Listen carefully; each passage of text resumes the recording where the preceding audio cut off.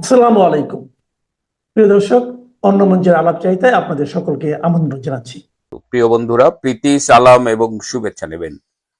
সেনাবাহিনীতে হঠাৎ করেই বেশ কিছু গুরুত্বপূর্ণ পদে রদবদল হয়েছে। বাংলাদেশে অনেক ঘটনা ঘটে। তো সেনাবাহিনীর এই পরিবর্তনগুলো আপনারা জানেন। পরিবর্তনের পেছনের ঘটনাগুলো আমি বলার চেষ্টা করব এবং এটা নিয়ে আরো কিছু ইন্টারেস্টিং ব্যাপার ঘটেছে যেটা আপনারা কোথাও শোনেননি। আমাদের চিফ অফ জেনারেল স্টাফ পদে নিয়োগ পেয়েছেন লেফটেন্যান্ট জেনারেল মোহাম্মদ মাইনুর রহমান। তিনি ময়মনসিংহে আট ডগে ছিলেন, সেটি একটি প্রশিক্ষণ কেন্দ্র। লেফটেন্যান্ট জেনারেল মাইনুর রহমান পেশাগতভাবে তার অবস্থানটা কিন্তু আমি খোঁজ নিয়ে দেখেছি সবার কাছে ভীষণ প্রশংসিত। যে মুহূর্তে সেনাবাহিনী এই জামাতপন্থী, হিজবুতপন্থী এরকম বিভিন্ন ট্যাগ পাচ্ছিল, সেই সময় লেফটেন্যান্ট জেনারেল মাইনুর মতো একজন অফিসারের এই পদে আসীন হওয়াটা it is an significant appointment, খুব গুরুত্বপূর্ণ অ্যাপয়েন্টমেন্ট। কারণ চিফ অফ জেনারেল স্টাফ এটা আর্মিতে এ কারণে গুরুত্বপূর্ণ যে তারা আর্মির ফিনান্সটা দেখে, বাজেটিং করে এবং অনেক পলিসি মেকিং লেভেলে তাদের গুরুত্বপূর্ণ ভূমিকা থাকে। এবং অতীতেও দেখা গেছে যে সিজিএস যারা ছিলেন তারা পরবর্তীতে অনেক ভালো জায়গায়ও গিয়েছেন। সেই জায়গায় এই সিজিএস এই পদটা খালি হয়েছিল। মেজর জেনারেল মিজানুর রহমান শামীম তিনি অবসর পূর্ব ছুটিতে গেছেন গত জানুয়ারি মাসে। এরপরে চেষ্টা করা হয়েছিল এখানে লেফটেন্যান্ট জেনারেল কামরুলকে নমিনেট করার ডক্টর ইউনূসের আমলে, কিন্তু সেই সময়ের সেনা প্রধান যিনি জেনারেল ওয়াকার সেটি ঠেকিয়ে দিয়েছিলেন এবং তারপরে পদটি খালিই ছিল। নতুন নির্বাচিত সরকার এসে মাইনুকে এখানে অ্যাপয়েন্টমেন্ট দিলেন। আরো একটা গুরুত্বপূর্ণ পদে পরিবর্তন হয়েছে, সেটা হলো যে প্রধানমন্ত্রীর কার্যালয়ে যে আর্মড ফোর্সেস ডিপার্টমেন্ট থাকে, সেই আর্মড ফোর্সেস ডিপার্টমেন্টের প্রিন্সিপাল স্টাফ অফিসার যেটা ছিলেন লেফটেন্যান্ট জেনারেল কামরুল হাসান, তাকে সরিয়ে দিয়ে সেখানে পদায়ন করা হয়েছে 24 পদাতিক ডিভিশনের যিনি জিওসি ছিলেন মেজর জেনারেল মীর মুশফিকুর রহমান। 24 পদাতিক ডিভিশন মানে চিটাগাং ক্যান্টনমেন্ট যেটা, তো সেখানকার জিওসি কে এই পদে আনা হয়েছে। তো এই দুইটা খুব ভাইটাল চেঞ্জ। এছাড়াও আরো কিছু চেঞ্জ আছে। মেজর জেনারেল ফেরদাউসকে নিয়ে যাওয়া হয়েছে এই চিটাগাং এ। দিল্লিতে যিনি সামরিক কর্মকর্তা ছিলেন ব্রিগেডিয়ার হাফিজ, তাকে মেজর জেনারেল পদে পদোন্নতি দিয়ে বাংলাদেশে আনা হয়েছে। যশোরের গণহত্যার নেতৃত্ব দানকারী যিনি মেজর জেনারেল ইমদাদ, তাকে সেখান থেকে সরিয়ে আনা হয়েছে। তো এরকম বেশ শাফলিং রিশাফলিং হয়েছে। গুরুত্বপূর্ণ যেটা হলো যে লেফটেন্যান্ট জেনারেল কামরুল যিনি সম্ভাব্য সেনাপ্রধান হতে পারতেন, অনেকেই বলেছিলেন যে পরবর্তী সরকার এলে কামরুল ওয়াকারের পরে সেনাপ্রধান হবে। কামরুলকে পররাষ্ট্র মন্ত্রণালয়ে হ্যান্ড ওভার করা হয়েছে। পররাষ্ট্র মন্ত্রণালয়ে হ্যান্ড ওভার করা হয় যখন বাহিনীর রেগুলার পজিশন থেকে তাকে সরানো হয়, এবং তার মানে তার আর্মি ক্যারিয়ারটা ডিফারেন্ট পাথে চলে গেল, হয়তো সে আর মেইন স্ট্রিমে ফেরে না। এটা বহুবার হয়েছে। 5ই আগস্টের পরেও আমরা দেখেছি যে প্রথমে সেই সময়ের এনডিসি যে কলেজটা ছিল, ন্যাশনাল ডিফেন্স কলেজ, তার যিনি কমান্ড্যান্ট ছিলেন লেফটেন্যান্ট জেনারেল সাইফুল আলম, তাকে প্রথমে পররাষ্ট্র মন্ত্রণালয়ে হ্যান্ড ওভার করা, ন্যস্ত করা হয়েছিল। তো এবার কামরুলকে করা হয়েছে। কামরুলের ফেটটা কি হবে? এই কামরুল কিন্তু পাকিস্তানের সাথে অত্যন্ত ঘনিষ্ঠ ছিলেন। তিনি গত বছর জানুয়ারি মাসে পাকিস্তান সফরে গিয়েছিলেন, পাকিস্তানের সেনাপ্রধান আসিম মুনিরের সাথে দেখা করেছিলেন, পাকিস্তান থেকে যুদ্ধ বিমান কেনার উদ্যোগ নিয়েছিলেন, পাকিস্তানের সাথে রেগুলার ট্রেনিং এক্সচেঞ্জের ব্যবস্থা করেছিলেন, এবং তার এই পাকিস্তান প্রীতিটা আসলে খুব চোখে রাখতো। কামরুল আর একজন আছে বর্তমানে quarter master general lieutenant general Faizur. এই কামরুল আর ফাইজুরের উত্থানটা ইউনূসের আমলে খুব বেশি বেড়ে গিয়েছিল। তো সেই কামরুল প্রথমেই গতকাল তাকে হ্যান্ডওভার করা হলো পররাষ্ট্র মন্ত্রণালয়, এবং এখন কামরুলকে কোনো একটা দেশে রাষ্ট্রদূত করা হবে। কামরুলের ইচ্ছে হলো তুরস্কের রাষ্ট্রদূত হওয়া, কিন্তু তাকে বলা হয়েছে যে না, তুরস্কের রাষ্ট্রদূত নয়, তুমি তোমার অন্য কোনো প্রেফারেন্স থাকলে জানাও। আরো ইন্টারেস্টিং ঘটনা হলো কামরুলকে যখন পররাষ্ট্র মন্ত্রণালয়ে হ্যান্ডওভার করা হয়েছে তখন এটা কিন্তু পাকিস্তান ভালোভাবে নেয়নি। পাকিস্তান থেকে পাকিস্তানের পররাষ্ট্রমন্ত্রী ইসাক দার বাংলাদেশের পররাষ্ট্রমন্ত্রী ডক্টর খলিলকে ফোন করে বলেছিলেন যে এটা কি হলো, কামরুলকে কেন সরিয়ে দেওয়া হলো। আপনি তো আমাদেরই লোক, আপনি থাকতে এটা কি করে হয়?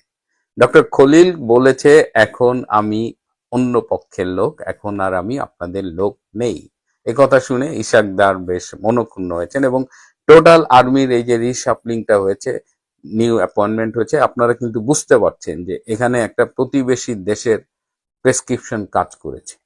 এমনকি এই যে দিল্লি থেকে ব্রিগেডিয়ার হাফিজকে এনে মেজর জেনারেল করা হলো, দিস অল ইন্ডিকেটস যে এর পেছনে কলকাঠি নেড়েছে কারা, এবং তারেক রহমান তিনি এই সিদ্ধান্তগুলো নিয়েছেন। অনেকেই মনে করছেন যে এই সিদ্ধান্তগুলো ম্যাচিউরড হয়েছে, কিন্তু এই সিদ্ধান্তের পেছনে কারা আছে এটা ক্লিয়ার হয়তো আমি আপনাদের সামনে বলবো না। কিন্তু এই যে কামরুল চলে গেল ফৈজুর যাবার পথে, এখন আরেকটা প্রশ্ন এসেছে, তাহলে সেনাপ্রধান জেনারেল ওয়াকার কবে যাবেন? এই জেনারেল ওয়াকার আগের প্রধানমন্ত্রী, যিনি শেখ হাসিনা কর্তৃক নিয়োগকৃত, এবং শেখ হাসিনা দেশি বিদেশি গোয়েন্দা সংস্থার রিপোর্টকে উপেক্ষা করে, অনেকের মানাকে গ্রহণ না করে জেনারেল ওয়াকারকে সেনাপ্রধান করেছিলেন। এই জেনারেল ওয়াকার মেজর থাকা অবস্থায় সুপারসিডেড হয়েছিলেন, অর্থাৎ তার প্রমোশন হতো না, এবং আর্মির নিয়ম অনুযায়ী পরপর 3টা বোর্ড যদি কেউ প্রমোটেড না হয় তাহলে তার প্রমোশন হয় না।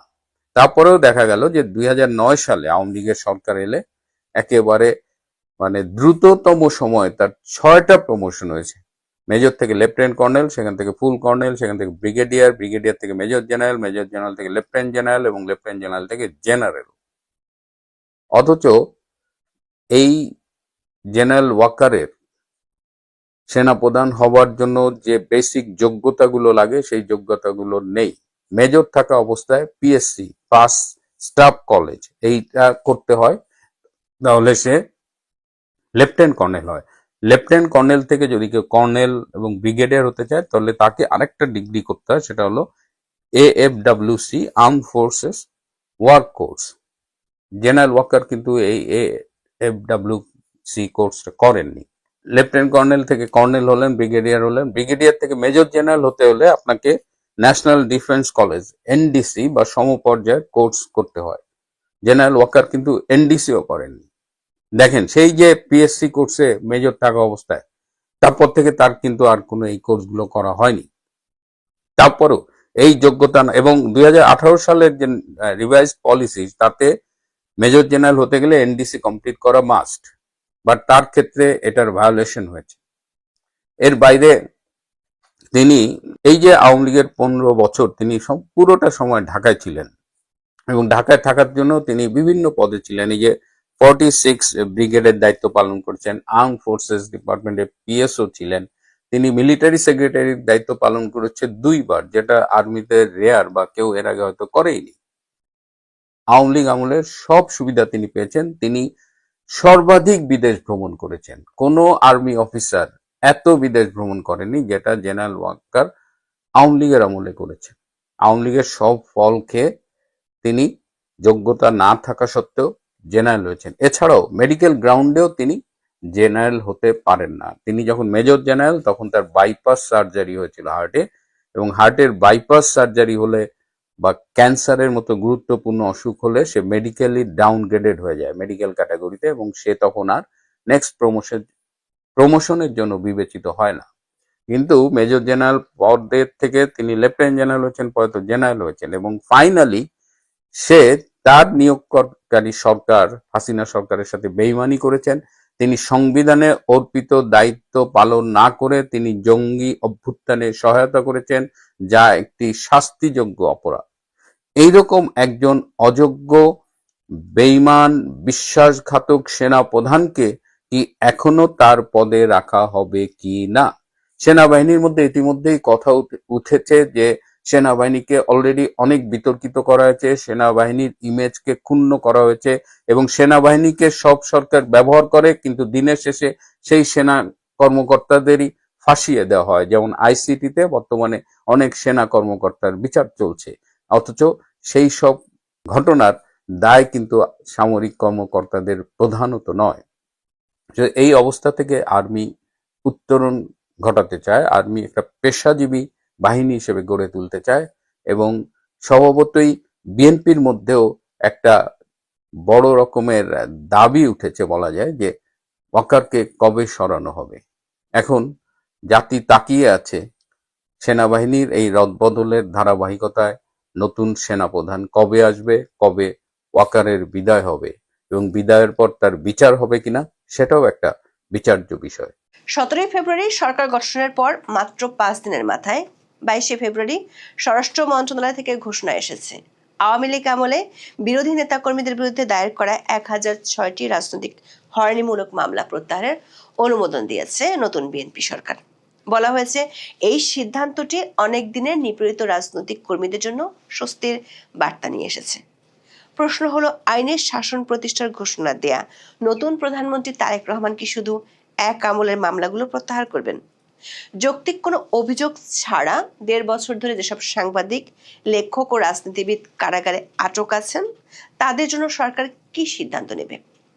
প্রশ্ন উঠেছে, রাজনৈতিক প্রতিহিংসা বা পরিস্থিতির চাপে অন্তর্বর্তীকালীন সরকারের সময় বিরোধী রাজনৈতিক নেতাকর্মী, সাংবাদিক, লেখকদের বিরুদ্ধে যে হাজার হাজার মামলা এবং অপারেশন টেবিল হান্টের মতো সাঁড়াশি অভিযান চালানো হয়েছিল সেগুলোর ভবিষ্যৎ কি? নাকি বরাবরের মতোই রাজনৈতিক হয়রানিমূলক মামলার বিচার নতুন সরকার আমলেও রাজনৈতিকভাবেই ঝুলতে থাকবে? কারাগারে আটকে থাকা একাধিক সাংবাদিকদের পরিবারের সদস্যদের সাথে কথা বলে জানা গেছে, অন্তর্বর্তী সরকার আমলে সরকার গ্রিন সিগন্যাল ছাড়া জামিনের আবেদন করে কোনো লাভ হতো না। জামিনের শুনানি বিচারকরা শুনতেই চাইতেন না। নতুন সরকার আসার পর পরিস্থিতির কোনো উন্নতি হয়নি এখনো। ভুয়া মামলায় এখনো কি তাহলে সাংবাদিক, লেখক সহ রাজনীতিবিদ সহ অনেক সাধারণ মানুষ জেল খেটিয়ে যাবেন? বিগত আওয়ামী লীগ সরকারের 17 বছরে যেসব রাজনৈতিক মামলা হয়েছে তা প্রত্যাহার শুরু করেছে তারেক রহমানের নেতৃত্বাধীন বিএনপি সরকার।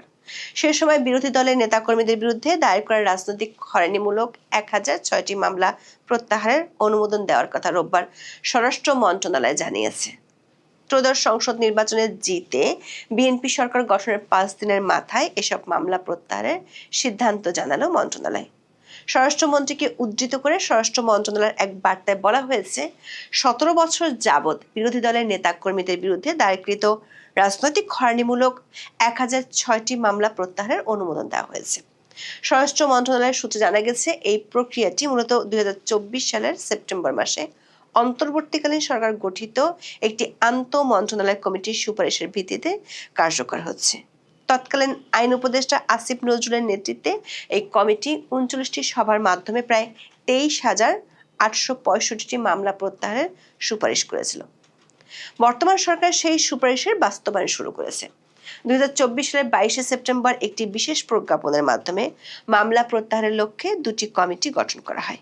একটি জেলা পর্যায়ের কমিটি এবং অন্যটি আন্তঃমন্ত্রণালয় কমিটি।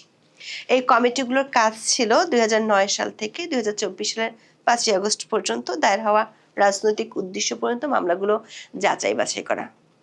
দর্শক, আওয়ামী লীগ আমলে রাজনৈতিক হয়রানিমূলক মামলাগুলো বাতিলের উদ্যোগ নিলেও একই সময় অধ্যাপক ইউনূসের সরকারের আমলে চলেছিল গণহারে মামলা ও গণগ্রেপ্তারের বহু ঘটনা। বিশ্লেষকদের মতে বাস্তবে অনেক ক্ষেত্রে রাজনৈতিক প্রতিহিংসার পুরনো ধারার চেয়ে বেশি ভয়ঙ্কর পরিবেশ ফিরিয়ে এনেছিল অন্তর্বর্তী সরকার। আওয়ামী লীগের নেতাকর্মীদের বিরুদ্ধে হরে দরে হত্যা মামলা এবং সন্ত্রাস বিরোধী আইনের ব্যাপক প্রয়োগ আন্তর্জাতিক মানবাধিকার সংস্থাগুলোর উদ্বেগের কারণ হয়ে দাঁড়িয়েছিল। হিউম্যান রাইটস ওয়াচ বা HRW এবং অন্যান্য আন্তর্জাতিক মানবাধিকার সংস্থার 2026 সালের প্রতিবেদনে দেখা যাচ্ছে, অধ্যাপক ইউনূসের আমলে যেসব মামলা হয়েছে সেগুলোর একটি উল্লেখযোগ্য বৈশিষ্ট্য ছিল অজ্ঞাতনামা আসামি। মামলার এজাহারে কয়েকশো থেকে হাজার হাজার অজ্ঞাতনামা ব্যক্তির নাম অন্তর্ভুক্ত করা হতো, যা পরবর্তীতে ঢালাও গ্রেপ্তার এবং হয়রানির সুযোগ করে দেয়। উদাহরণস্বরূপ, গোপালগঞ্জে এনসিপি সমাবেশের পর সহিংসতায় 5 জন নিহত হওয়ার ঘটনায় পুলিশ 10টি হত্যা মামলা দায়ের করে, যাতে 8,400 জনের বেশি মানুষকে আসামি করা হয়েছিল, যাদের অধিকাংশই ছিলেন অজ্ঞাতনামা। ডক্টর ইউনূসের আমলে সবচেয়ে আলোচিত ও বিতর্কিত আইনি পদক্ষেপ ছিল সন্ত্রাস বিরোধী আইনের প্রয়োগ। বিশেষ করে রাজনৈতিক সভা সমাবেশে বা সামাজিক যোগাযোগ মাধ্যমে মত প্রকাশের দায়ে অনেককে এই আইনের আওতায় আনা হয়। অ্যামনেস্টি ইন্টারন্যাশনাল মহাসচিব অ্যাগনেস কালামার্ডের মতে অন্তর্বর্তী সরকার সাংবাদিকদের বিরুদ্ধেও এই ড্রাকোনিয়ান আইন ব্যবহার করেছে। উদাহরণস্বরূপ 2025 সালের অগস্টে সাংবাদিক মঞ্জুর আলম পান্না এবং ডিসেম্বরে আনিস আলমগীরকে এই আইনের অধীনে গ্রেপ্তার করা হয়, যা মূলত মত প্রকাশের স্বাধীনতার উপর সরাসরি আঘাত হিসেবে দেখা হচ্ছে।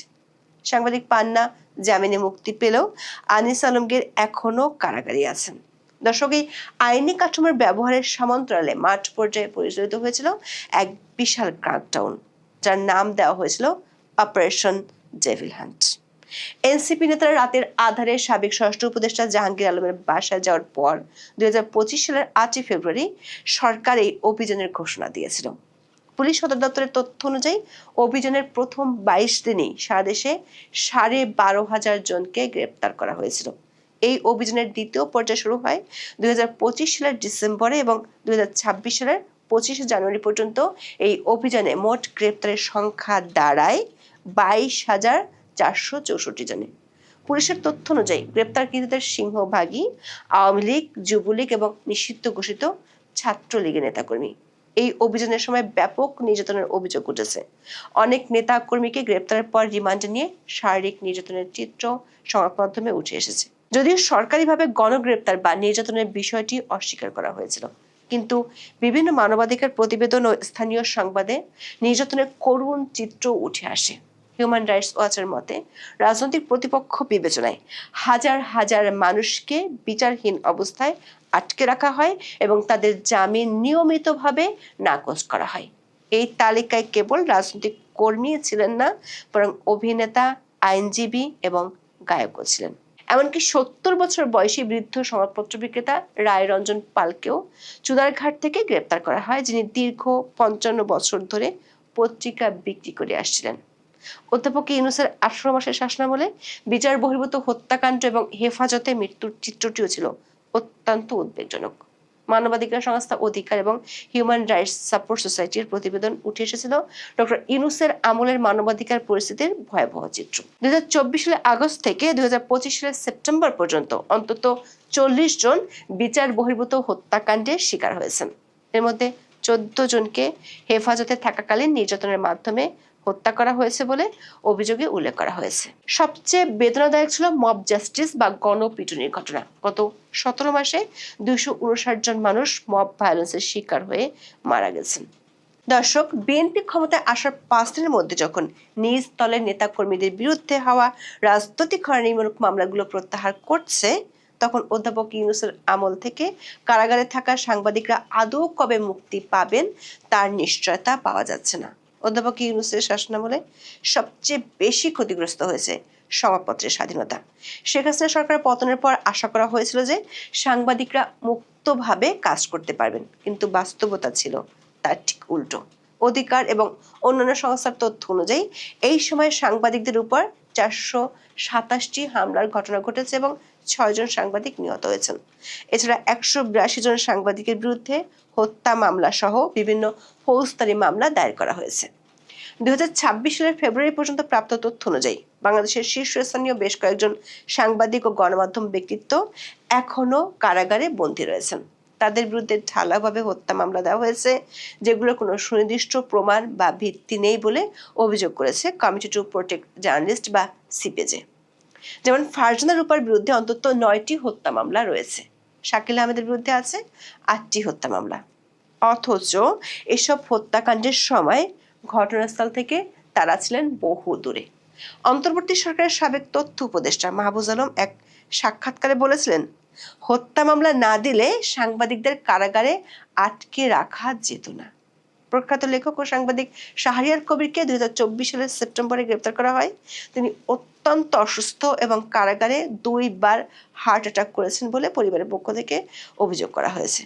সিপিজের আঞ্চলিক পরিচালক বেহলিহি বলেছেন, যথাযথ প্রমাণ ছাড়াই সাংবাদিকদের বছরের পর বছর কারাগারে রাখা অন্তর্বর্তী সরকারের গণমাধ্যম স্বাধীনতা রক্ষার প্রতিশ্রুতিকে প্রশ্নবিদ্ধ করে। আন্তর্জাতিক অপরাধ ট্রাইব্যুনাল অন্তত 25 জন সাংবাদিকদের বিরুদ্ধে গণহত্যার অভিযোগে তদন্ত চালাচ্ছে, যা সংবাদপত্রের স্বাধীনতার ইতিহাসে এক কালো অধ্যায় হিসেবে বিবেচিত হচ্ছে। কারাগারে এই সাংবাদিকদের উপর অমানবিক আচরণের চিত্র আন্তর্জাতিক মহলে ক্ষোভের জন্ম দিয়েছে। কমিটি টু প্রোটেক্ট জার্নালিস্ট বা সিপিজি এর তথ্য মতে তাদের মাত্র 36 বর্গফুটের ছোট সেলে রাখা হয়েছে, যেখানে গ্রিল দেওয়া দরজা দিয়ে মশা ও ঠান্ডা বাতাস প্রবেশ করে। মেঝের উপর তোষক ছাড়াই তাদের ঘুমাতে হয় এবং কারাগারের খাবার প্রায়শই খাওয়ার অনুপযোগী থাকে। উপযুক্ত চিকিৎসার অভাবে অনেকের অবস্থা এখন আশঙ্কাজনক।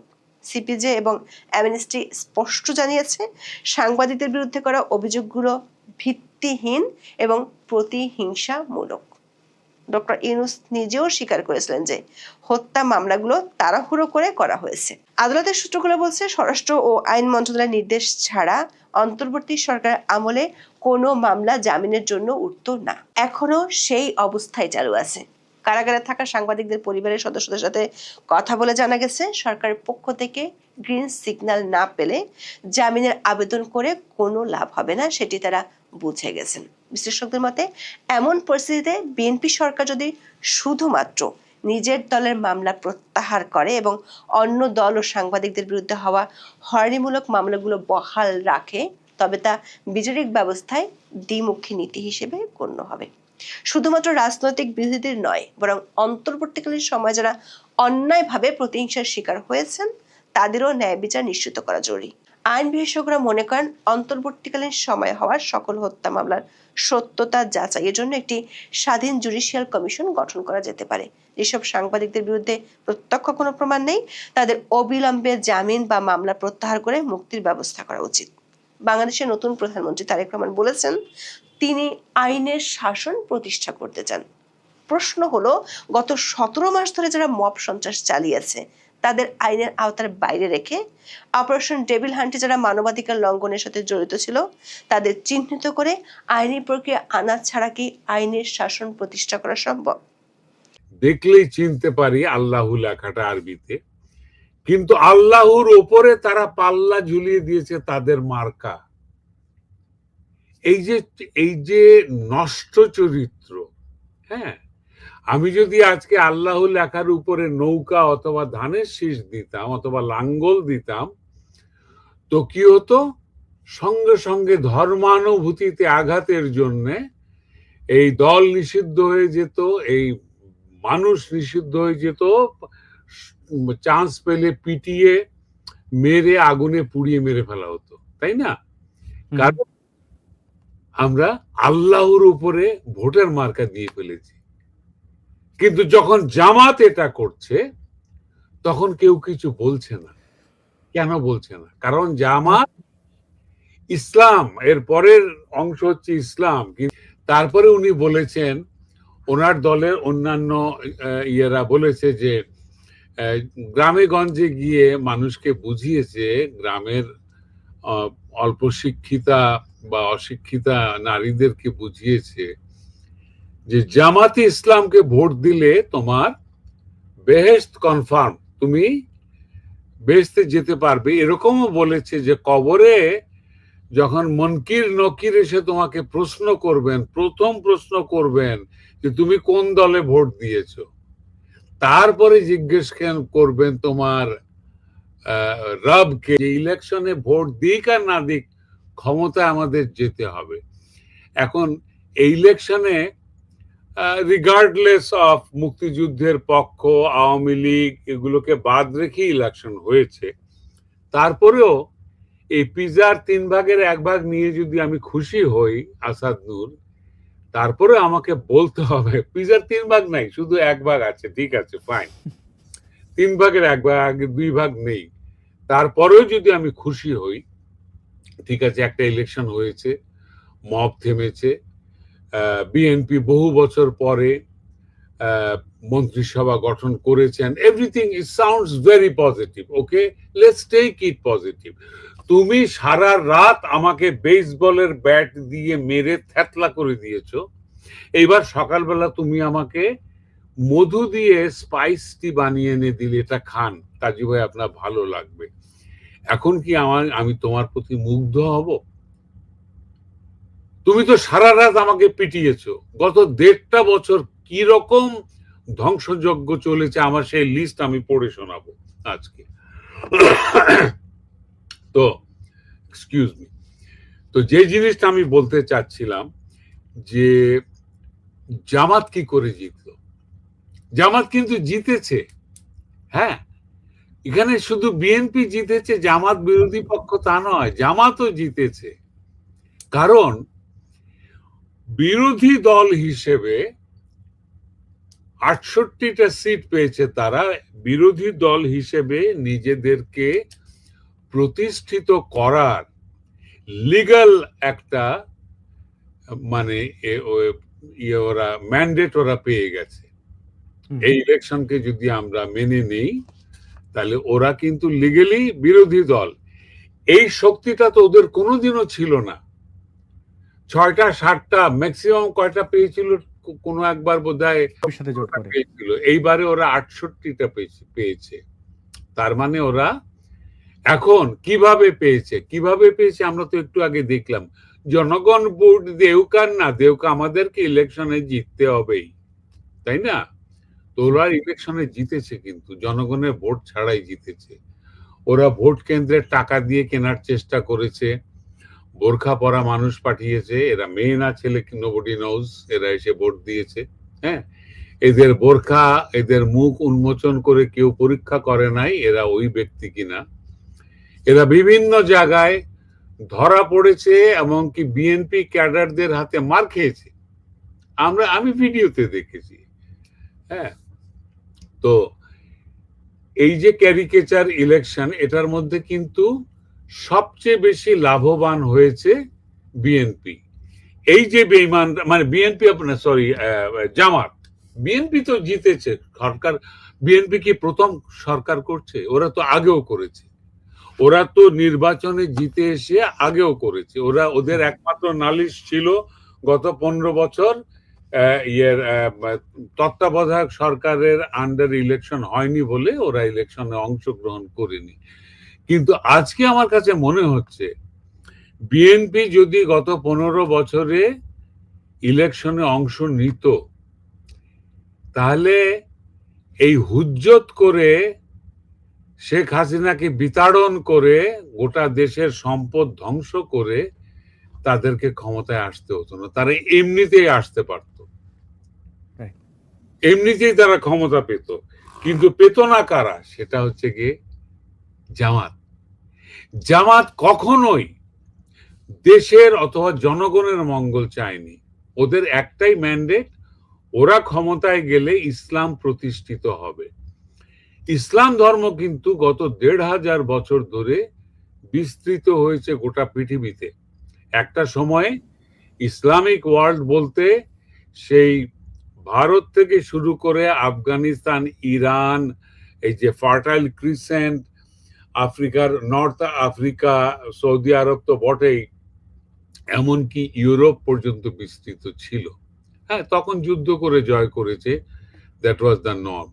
কিন্তু সেটা উবে গেছে। হ্যাঁ, কিন্তু মুসলমানরা বিস্তৃত হয়েছে, তার জন্য জামাতে ইসলামীর মতো কোনো দলের দরকার হয়নি, বরং এরা মানুষের মনের মধ্যে ধর্ম সম্পর্কে ভীতি জাগিয়েছে এবং ঘৃণা জাগিয়েছে। জামাত যেটা করছে সেটা যদি ধর্ম হয়ে থাকে তাহলে আমি সেই ধর্ম মানি না। মানুষকে পুড়িয়ে মারা, হিন্দুদের বাড়িতে আগুন দেওয়া, হিন্দু মেয়েদেরকে ধরে এনে ধর্ষণ করা, এমনকি তাদের সম্পত্তি কেড়ে নেয়া, বায়তুল মাল বানানো, সেটার মধ্যে গনিমতে মাল সব জমা দেওয়া, এই যে দস্যু বৃত্তি, এটা আমার ধর্ম নয়। আমার মা বাবা মুসলমান ছিলেন, কোনোদিন শিখিয়ে দেননি যে যাও প্রতিবেশী হিন্দুর বাড়িতে গিয়ে ওর কল্লাটা নামিয়ে দাও অথবা ওর সবকিছু কেড়ে আনো। এটা তো ধর্মের শিক্ষা ছিল না। গত আমাদের দেশে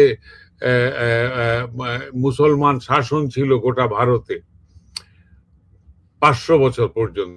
তারপর ব্রিটিশরা এসে, হ্যাঁ, তারাও এসে ধর্মের উপরে খুব একটা খড়গ হস্ত হয়নি। তারা বরং ডিভাইড এন্ড রুলের জন্য হিন্দু মুসলমানকে আলাদা করে দিয়ে ধর্ম পালন করতে দিয়েছে।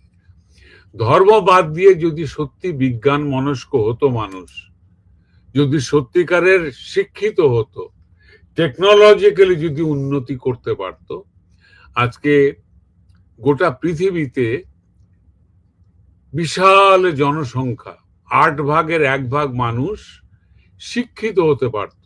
এদের পেছনে ঠ্যাং ধরে টেনে নামাচ্ছে কারা?